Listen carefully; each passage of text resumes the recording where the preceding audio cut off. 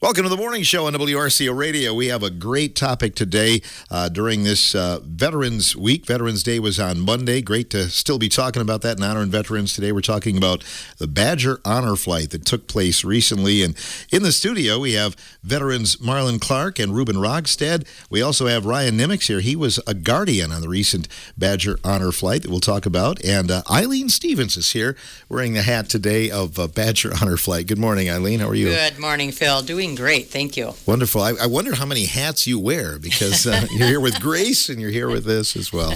Yep. Well, how long have you been involved in Badger Honor Flight? Badger Honor Flight, I started with their board of directors in January of 2019.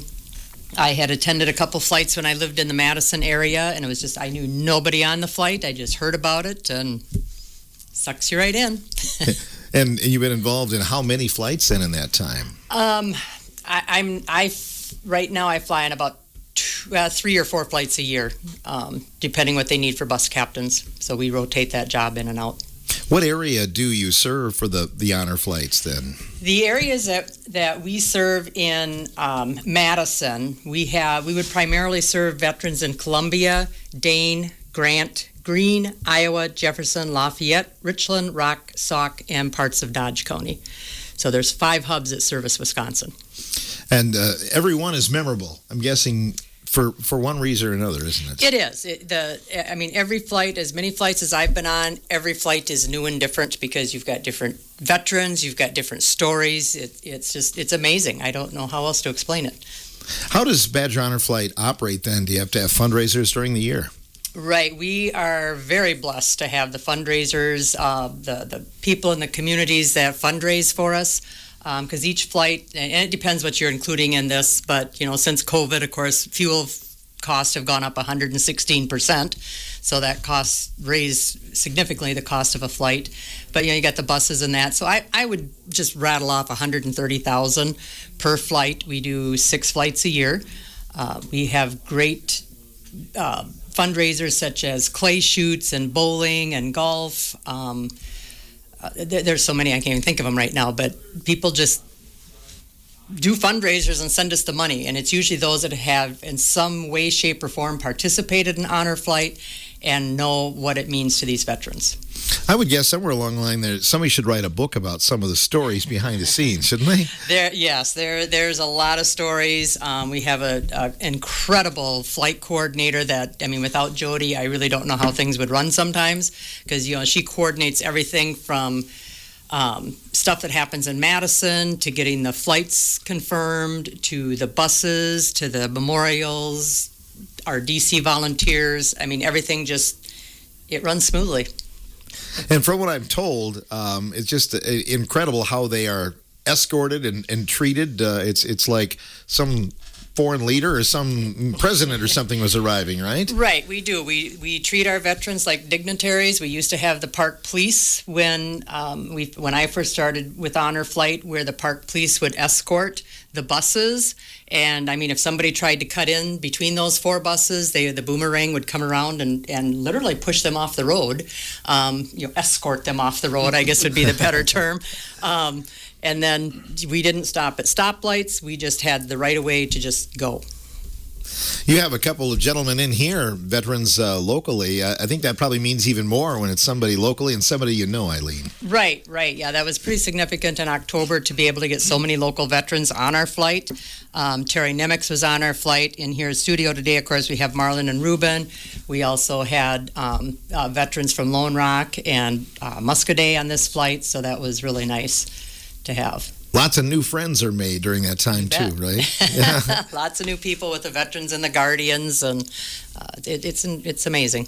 Well, let's bring on the fellas. How about we start with Marlon? He's an old veteran of the morning show as well. So, good morning, Phil. Good morning. You'd heard about Badger Honor Flight. Had you thought about going in the past? No, I got to tell you a story. So I received a phone call back in either April or May. And I answered the phone. I didn't recognize, the phone number came up. Didn't recognize who it was. And he started off with, Mr. Clark, you've won a free trip to Washington, D.C. And I'm like, oh, this is going to be a spam call. So I listened to it for about 30 seconds, and I hung up on him. Well, he called me right back, and he said, now don't hang up on me. This is legit. He said, your daughter signed you up 3 years ago, and she never told me that she had done that. And so it was a surprise. Had your daughter forgotten about the fact? No, she just didn't tell me. She just didn't tell you. Isn't that something? She wanted to be a surprise. Oh, my goodness. So they had already contacted her, I guess, that morning. And she didn't hang up on him like I did. So your first reaction was, did you drag your feet any, or were you excited to be able to be a part of it? No, once he called me back, it's like, and then started explaining, what was going to happen and what I had to do. Then it's like, you get pretty excited. I bet. For that opportunity to go. You served our country in the Army, then, I understand. Yes. Sure. U.S. Army. I went in December of 68 and was in through June of 72.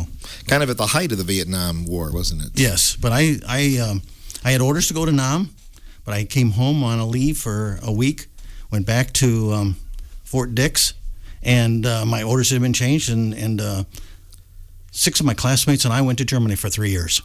Okay. So... You enlisted then, right? Well, no, I got drafted. You were drafted. And then they had offered me computer school, so I signed up for another year. Computers back then were a little bit different, weren't they? A little bit different.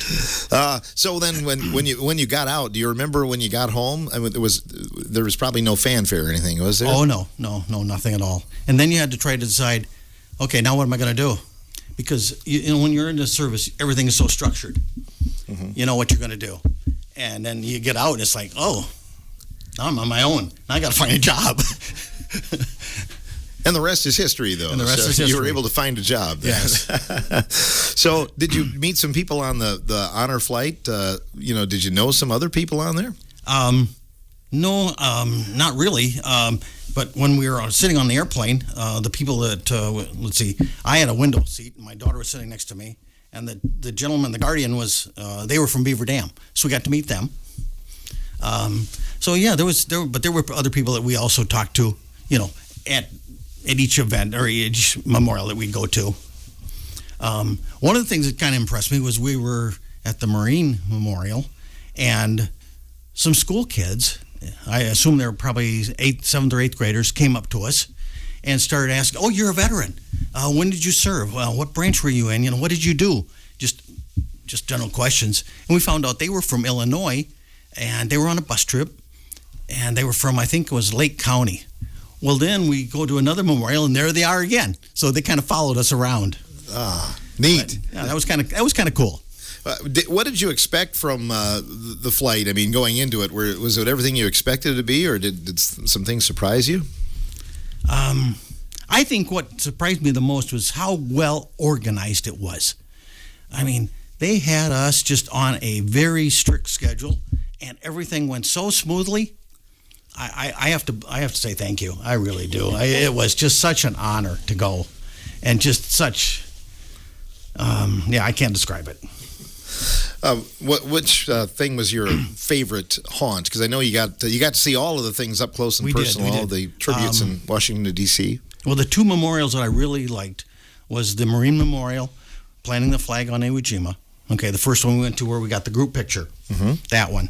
And I think my favorite, though, was the Korean War Memorial, because there you see a squad of soldiers walking through a rice paddy, and the detail on these statues is just so intricate. It's just down to details.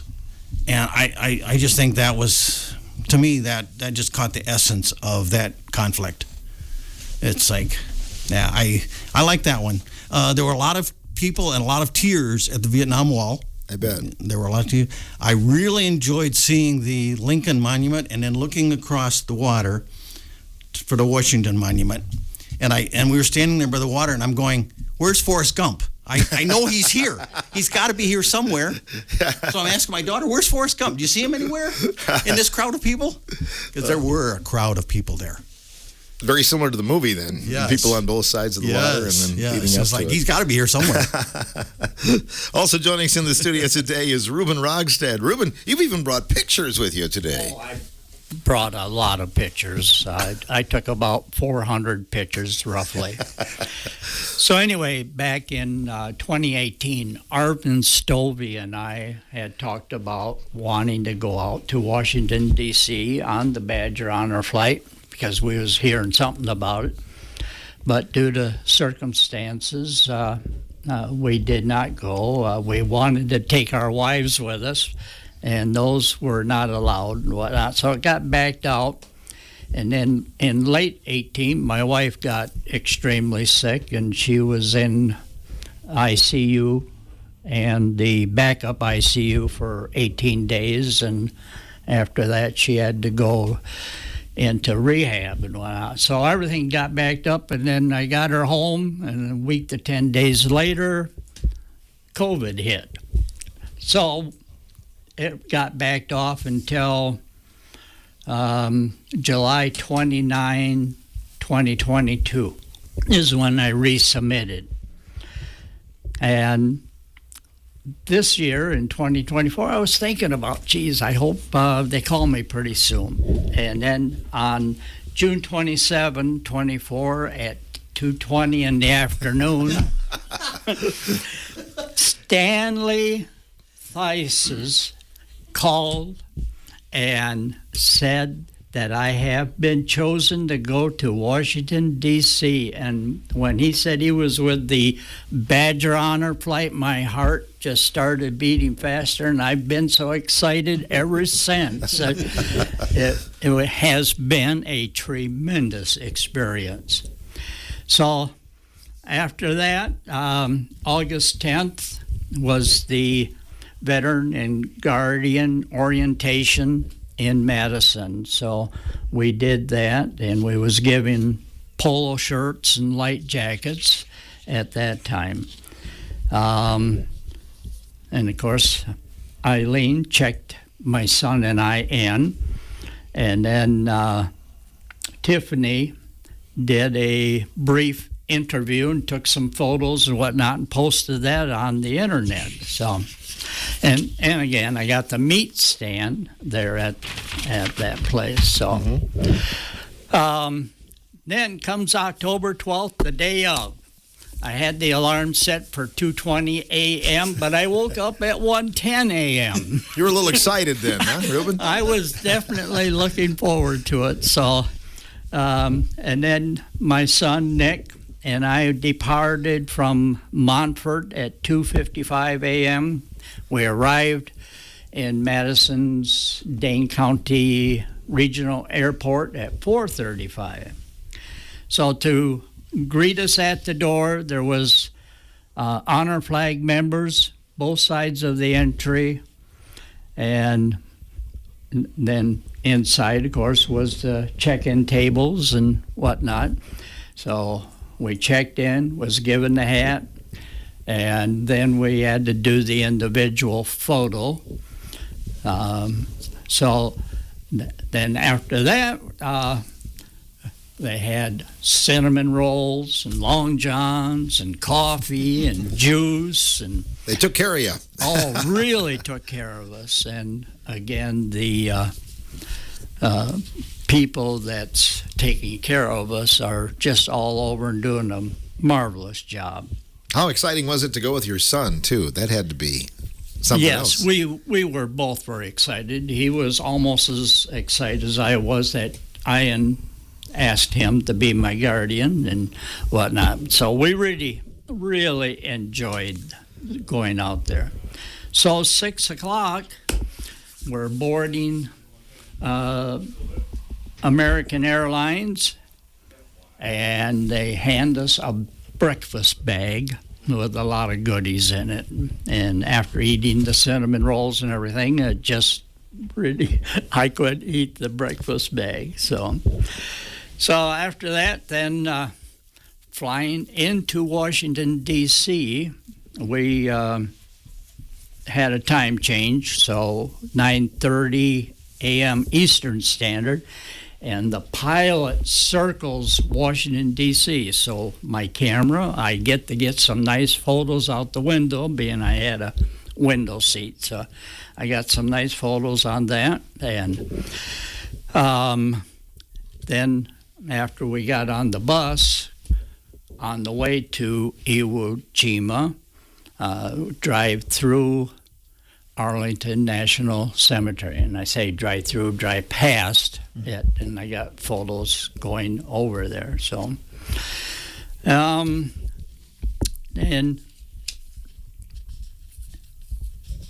excuse me, so I got many photos of the Washington Monument. You could take the photos of the Washington Monument from all kinds of angles around the city. So then, again, on the bus, Connie, our tour guide, gave us complete information on the next memorial before getting there. So after we did the group photo, we had lunch, and I can't remember who supplied the lunch. Do you remember, Connie? Arby's. Yep. Okay. Arby's. Fantastic lunch. So They fed you well, it sounds like. Oh, very well, yes. And then we walked around the Arlington grounds, viewed the changing of the guard, which was fantastic, and again, got lots of photos of that. Visited the Lincoln Memorial, visited the Korean War Veterans Memorial, visited the Vietnam War Veterans Wall, which Vietnam is what I was in, and when our ship blew up in 1967, we lost 153 members at that time, plus many was injured. So those was all on the wall in one group, which I got a picture of that. So you knew some of the names on the wall. I didn't really know them. They were Air Wing personnel. They were not ship's company. I was ship's company, and the Air Wing personnel is the ones that lost their lives being on the flight deck and in the berthing areas under the flight deck. So Okay. and then also we visited the Vietnam Women's War Memorial. And then after that, we visited the World War II Veterans Memorial with the Washington Monument in the background. So then after that, we visited the Franklin Roosevelt Memorial with Eleanor, visited Martin Luther King Jr. Memorial, drove around the Jefferson Memorial, so I got several photos of that. And then from there we went up to the Air Force, which was a new war memorial. And so we got to see that and the spire. And then after that, we was able to see the Pentagon where the airplane blew that up or went into and the repair of. Yeah, 9/11 Memorial. That's a very nice memorial there too. Yes. So then after that, of course, we headed back to the airport. And again, when boarding, they gave us another bag of food from Chick-fil-A to eat on the way home. So they was feeding us all day. Amazing. So we arrived home at 9:35 when we was offloading, and then they had tables set up. So the first table was the individual photo that was taken that morning that was handed out. The second table had the group photo was handed to us, and the third table had the DC photo album. And then the fourth stop was at the top of the escalator, and an officer from Truex Field gave us the medallion when he shook our hand and welcomed us back home. So then getting downstairs and start walking through the gauntlet of people, I estimate must have been close to 2,000 people there. My goodness. So Yeah. Were you expecting Marlon? Were you expecting that when you got back? That was what shocked me the most, was when you come down the elevator and there are 4 or 5 deep all the way down through that concourse. Yes. And it's just everybody's yelling, everybody's clapping, everyone's cheering. And it's like, wow, that's a welcome home. Mm-hmm. Yes, tremendous. And they have signs and everything. So then at 10:40, we departed the airport. We got back home a little after 12. But one thing I did forget, there was a mail call also on the way home. And I had cataract surgery this fall, so my eyes were watering. I couldn't read them on the flight. I stayed up and read them before I went to bed. And so it was like 13 minutes short of 25 hours I was up. My goodness. And you slept well after that then. Yes, I did. But this mail call, so they had notified each guardian to have friends and family and relatives do postcards or little letters or whatever, and as a surprise, because we didn't know it. Because after the meal, they shut off the lights on the plane. So I thought, okay, I'm going to be able to get some rest. Okay? And then all of a sudden, about maybe 5-10 minutes later, then all the lights on the plane came on. I'm thinking, what are they doing? What are they doing? But I will say, American Airlines really treated us well. On the plane, everything, they had banners, they had streamers, everything was welcome veterans. So I want to then commend them also. I wonder how you could pack any more into a day. Really, it'd be awful difficult. However, there's still a lot out there to see. There'd be another 2 or 3 days of museums and other things to see yet. So amazing. One thing I wanted to show you was that each of us received this placard. Yes. And on this little placard was your name, your branch of service, your guardian, the bus you were on, the bus code. So we were on the blue bus. Yes. And it also had your plane zone. So we were in zone 4, and I had plane seat 30A. So when we went through customs, all you had to show them at the airport was this identification card and your driver's license, and they would just check off your name. And I've never gone through security so fast. It was pretty slick then. That was slick. That was easy. Oh. And on the back of this little card, you pulled it out, there were all the stops we made and the times. So I mean, everything is just down to clockwork. It's unbelievable how Clockwork. you got to be right on time all the time. It's like being back in the service again, isn't it? A little bit. Well, mine was a little bit different than probably most. With the ship being blown up and in dry dock for 9 months, I was in, can't even remember which port I was in, Norfolk, Virginia. Okay. So Norfolk, Virginia, and then I brought my wife down there because I was tied up, committed right to the area for 9 months, so... When the ship blew up, I knew you served for like 4 years. Where did that happen? Was that about in the middle? That happened over in the Gulf of Tonkin. In the Gulf? Okay. We were just launching a strike on Vietnam, and unfortunately there was a safety pin that was pulled a little bit premature, and it missile ignited, went into a plane ahead of it, and started the whole sequence. So again, I brought the book. It has photos of that as well. So yes. My goodness. We darn near lost the ship. Lost everyone, almost. Almost. So, yeah. So, among your 4 years, when did that happen then? Do you recall about what year that was when that happened? 1967, 10:52 a.m. Wow. So that was early on. You were in the service for a couple more years after that then Yes. as well. Uh-huh. And then when you came back, did you settle back in this area then right away? Yes, I did. Yep. As a matter of fact, at the time I was working at the foundry when I left, and they welcomed me back. And so I've been here ever since. Ever since, right. Yeah.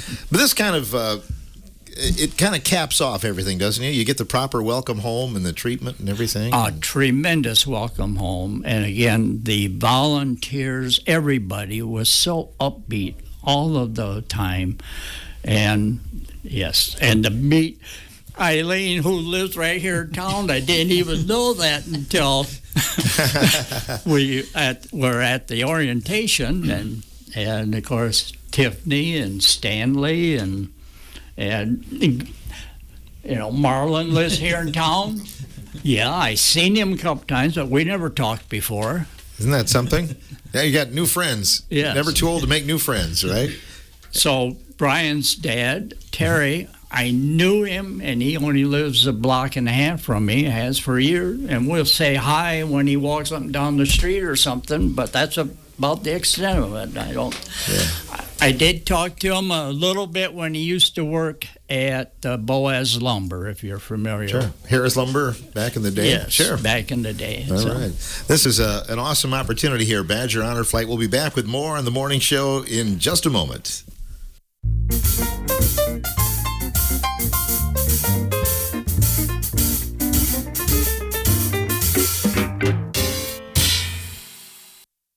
Welcome back to the morning show on WRCO Radio. We're going to talk to a guardian and share his experience as well. Ryan Nimitz is here. And Ryan, what was it like to be able to escort your dad on this Badger Honor flight? Welcome, Phil. It was quite the adventure. Going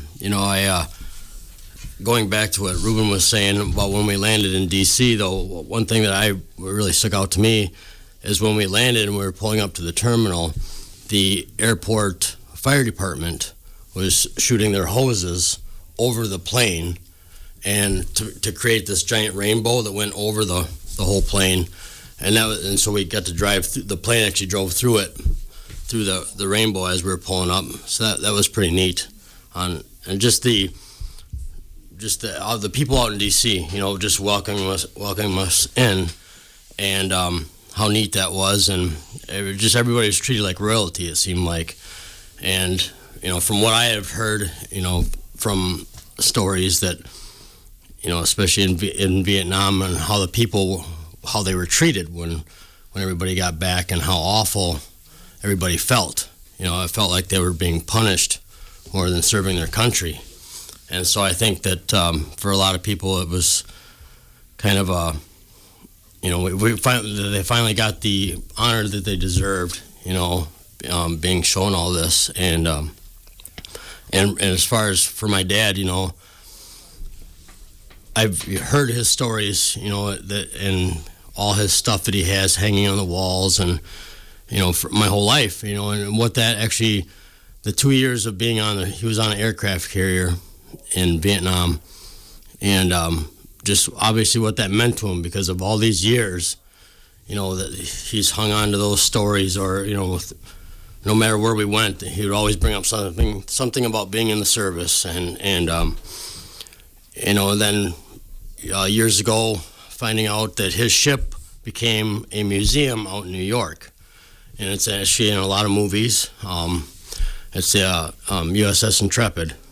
Okay. And my parents have traveled all over the country, every year, take a vacation. My whole life growing up, it was, I was supposed to be in all 48 joining states before I graduated high school. So I got to travel everywhere and see a lot of things. And no matter where we went, my dad would always bring up something about him being in the Navy. Or I remember one time we took a trip out to New York, and we met some guy that he was in the service with out there. And so just, realizing what that meant to him, like that those 2 to 4 years or however long he was really in. I know he was on the ship for 2 years, but that must have been a very important part of his life, to hang on to it all these years. And then I think it was 4 years ago, my mother had told me that she signed us up for that Badger Honor flight, and I think everybody kind of just forgot about it. It seemed like it's been so long, and they finally got the call earlier this year. And so that was, been excited, trying to get to the dates for it to actually happen. and thinking, well, with a story of my life and my family's life, there's always something happening, and it's like, well, hopefully nothing comes up to where we can't, make the trip. But I think it was just still in awe that, we were actually going to do this. And, we get to Madison and that morning and just the crowds of people and just the, all the guys that, being in small towns, you think you know everybody.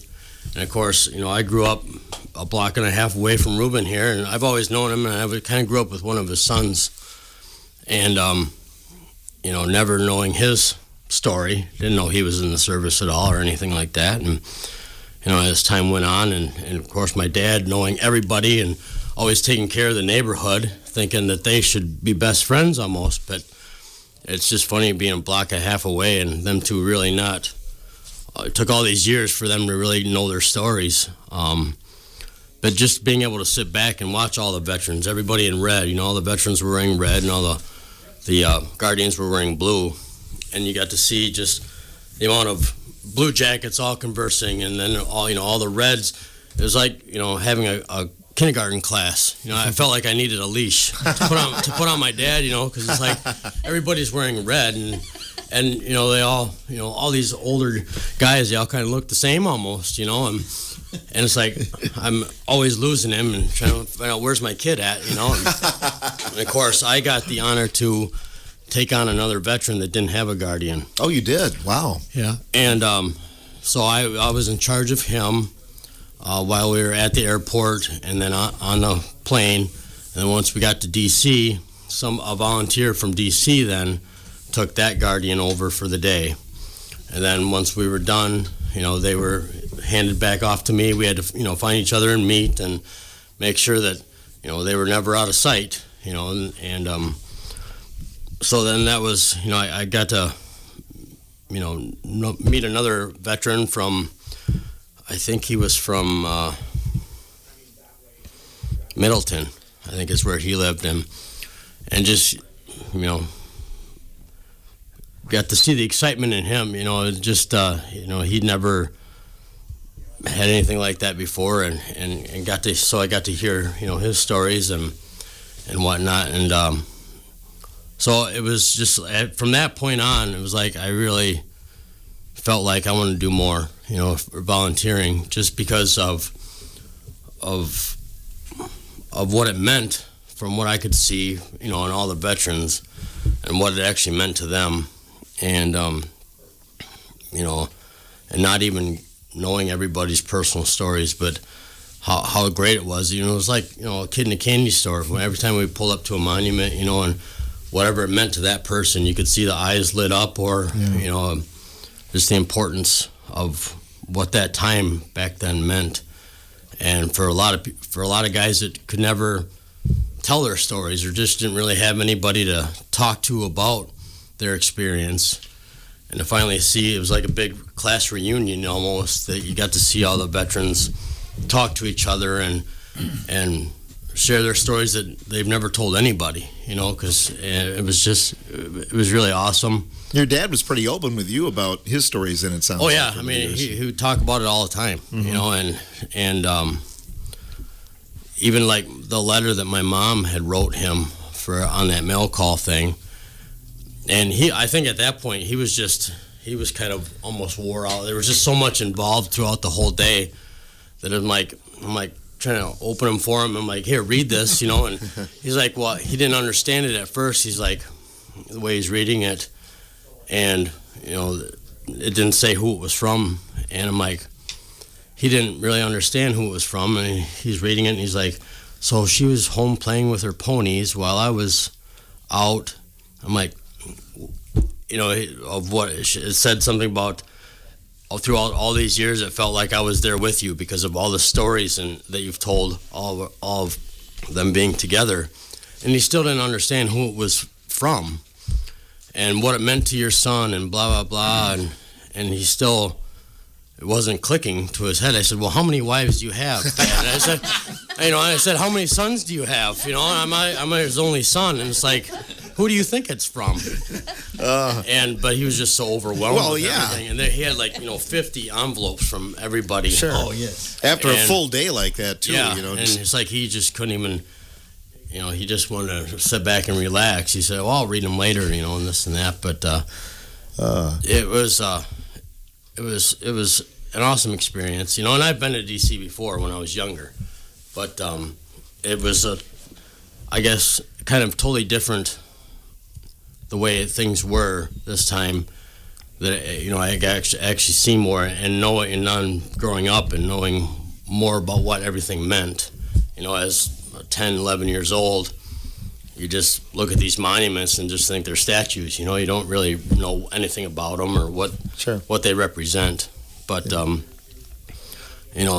back and getting to see it and learn more about it as an adult, and now knowing, up until then, how important these actually were, and the Air Force Memorial being new, and that was something incredible. You pull up to it, and it just looked like this giant needle, this one straight needle up in the air, and as you walk up to it, it's actually 3 of them, and they actually branch out almost like an L shape. And you can't see that from a distance. It just looks like it's 400 feet straight up in the air. And then when you get up to it, there's 3 of them, and they arch over like that. Okay. And I laid at the base of one of them, and you look straight up at it and take pictures of it, and it was all stainless steel, and just how massive they were. And that was towards the end of the day. But yeah, and then going back with our lunch that we got from Arby's, that the guy out there at the local Arby's, he donates all the meals. Oh my goodness. To everybody. And when we were out there, it was called Super Saturday, because there was I think 12 other groups from other states, Florida, Illinois, Michigan, Alabama, so there was just group after group. And I mean, he was donating a sack lunch to every single person, not just, the veterans, but also the guardians. So, I mean, I can't imagine how many meals he makes, throughout the year for all them, and it doesn't take a single dime for any of it. What a donation. Yeah. But it was just very, very neat. I'm so glad that I got to experience that. And of course, my dad has been talking to other people in town here that want to go on this honor flight, but they don't have anybody to go with them. So I mean, just getting the word out that that there's so many veterans in the community here that would love to go, but just feel that they can't, or that they don't have anybody to go with them, so they just don't they don't sign up for it.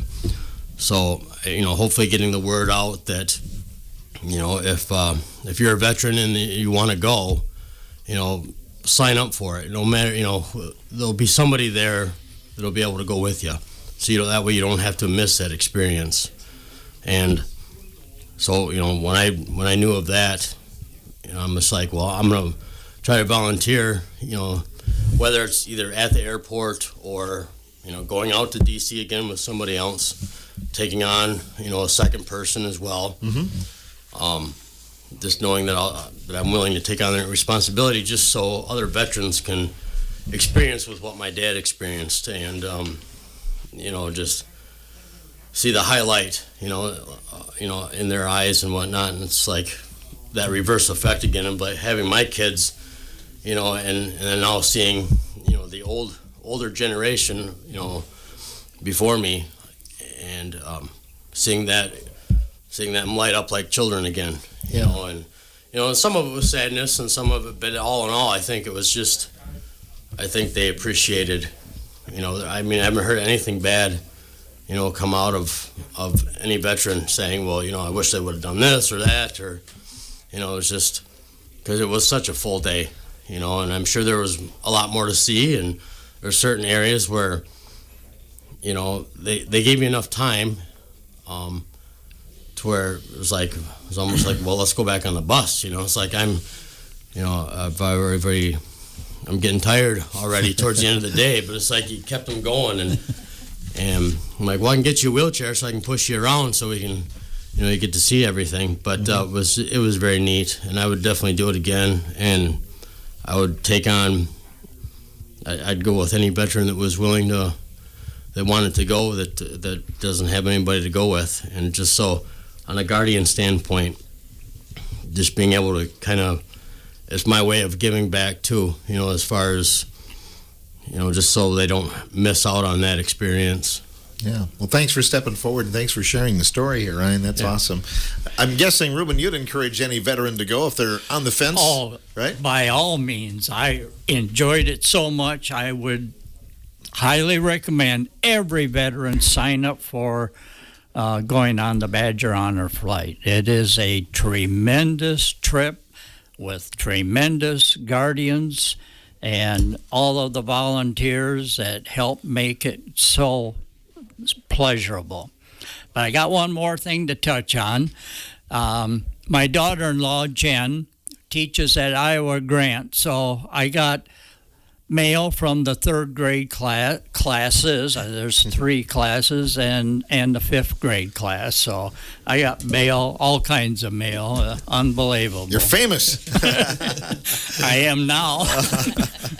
Oh, that's awesome. And I know they're putting a real push for Vietnam vets now. But you told me, Marlon, there was even a World War II Korean vet on your flight, too. Yes. I don't know the gentleman's name. Maybe you do. Not right on. But we understand that he was both World War II and Korea. And there were several people that were in wheelchairs being pushed around all the different memorials by different, either their guardian or volunteers out there. That was one thing. Again, when we got to D.C., there were a lot of volunteers there to just help out and just make you feel comfortable, make you feel at home. I do want to go back and say we got to the airport. You're supposed to be in there about 4:30. Well, we got there at 4:45, and we checked in and we assigned our section, and then they had an honor guard. So they posted the colors. I think it was around 5:30, and I forget what. Do you remember what group that was that posted the colors? I think they were they from Argyle? They could have been Argyle, Monroe. I think they were Argyle. They posted colors, and then we had a couple people from the Badger Honor Flight that gave welcome speeches. And like you said, we started boarding. It was a complete day. When we were on the plane back, my daughter goes, "Dad, how far do you think we went today?"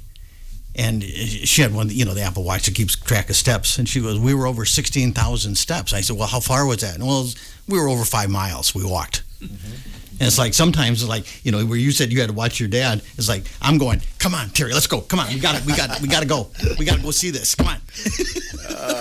You're like kids again. Yeah.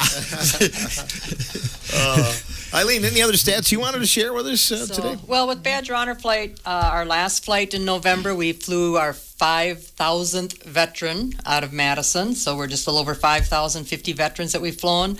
Of those, we had, about 180 female veterans over the last 14 years.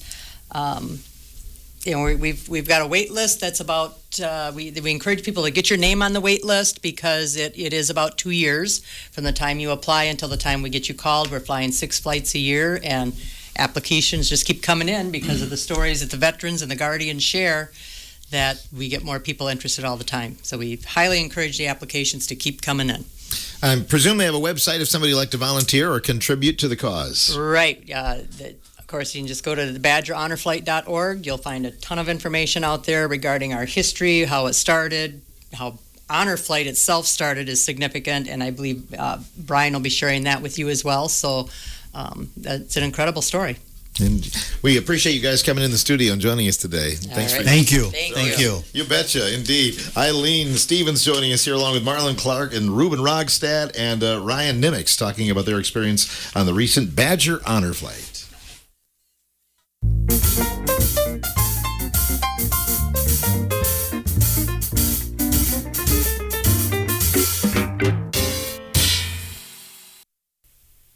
Welcome back to our morning show. Brian Ziegler is our guest. Brian is chairman of the Badger Honor Flight, who joins us. And Brian, we're kind of putting the caps on the program, and just another very successful Badger Honor Flight. But when you hear stories like you do, it has to make it all worthwhile, doesn't it? Oh, it's very rewarding to hear the veteran stories and the stories of from the families, and just more importantly, after the flights, those stories about what that day meant to them. You've been involved with Badger Honor Flight since its inception, haven't you? Pretty much, yes. I started in June of 2009, shortly after they started. And do you remember those early discussions, and was it kind of hard getting it off the ground? Actually, back then, I was the person sitting in the back of the room, so I was not involved. But, yeah, it was, difficult to get, how are we going to get things going? Who's going to be the leaders? How are we going to fund these flights? How are we getting things started?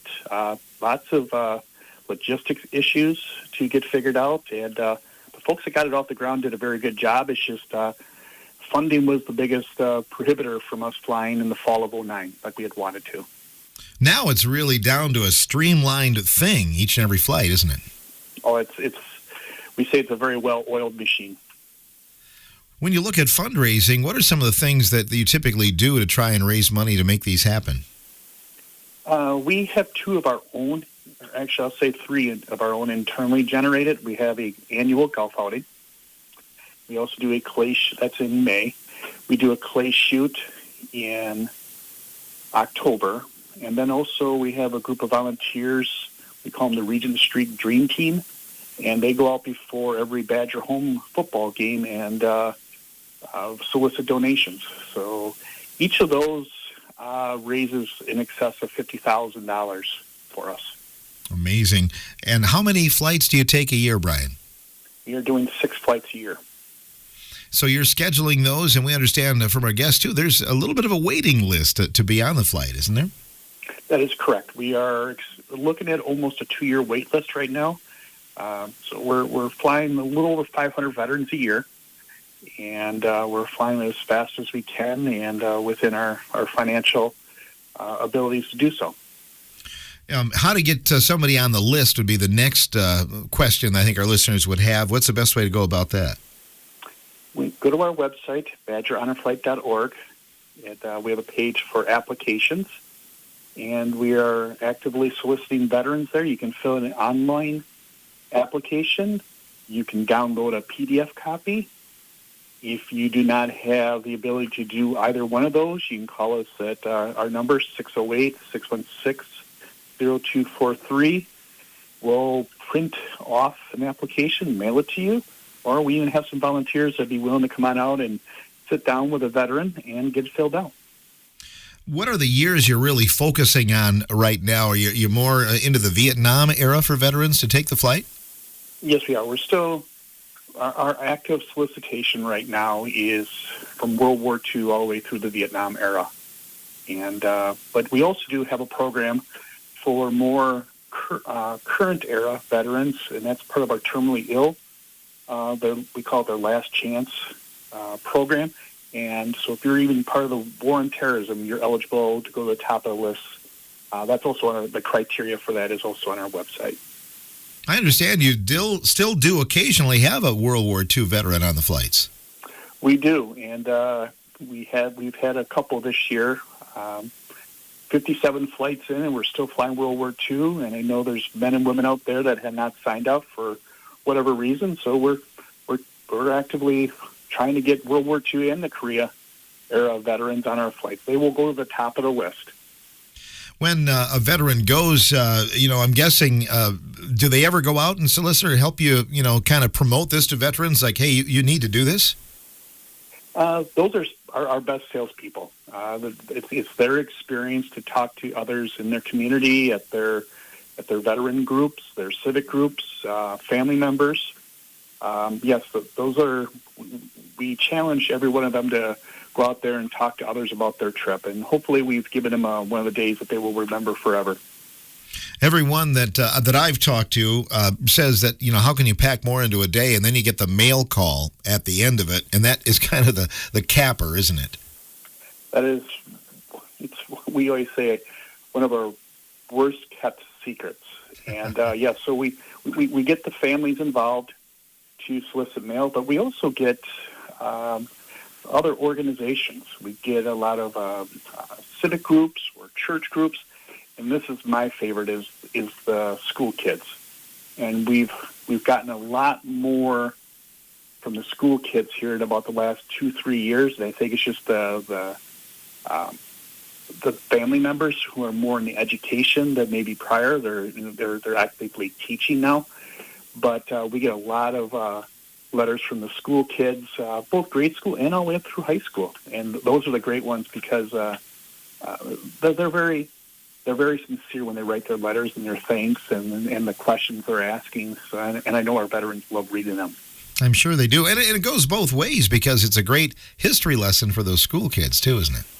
It exactly is. And I'm in the Wanakee area myself, and my Legion post is very active in the schools. Just was out there this week. And and I know the Wanakee school kids are writing letters, and it's a good interaction with our veterans and the school kids both ways. Transferring that history lesson to the younger generation. Is there another flight yet this year? There are no more flights scheduled this year. We will, in about the next month or so, hopefully be in a position for which we can announce our 3 spring dates. Awesome. So we'll look forward to that. Anything else you'd like to add today? We are always, as always, we're always looking for veterans, but more importantly, we're looking for volunteers. We need to do 6 flights a year. It takes a lot of man hours, a lot of volunteers. So we're looking for folks to assist us with making flight calls, processing paperwork, join our medical team of volunteers, folks to assist us with training the guardians that will go on the flight, and also help out at the day of the flight at the airport and at our fundraisers. So we're always looking for great volunteers to join our team. It sounds like it's pretty rewarding stuff there, Brian. It will impact you, as we said. Once you drink the Kool-Aid, you don't go away. And we also have a great time with our volunteers too. I mean, next month we're going to do a volunteer celebration. It's a way to take some time to thank them for impacting our veterans and their families. So it's a great organization to become part of. Well, thanks for what you do, Brian. We appreciate you joining us on the air. Thank you very much for taking the time to talk about us. Brian Ziegler joining us, chairman of the Badger Honor Flight, and also on the board of directors as well on this portion of the morning show.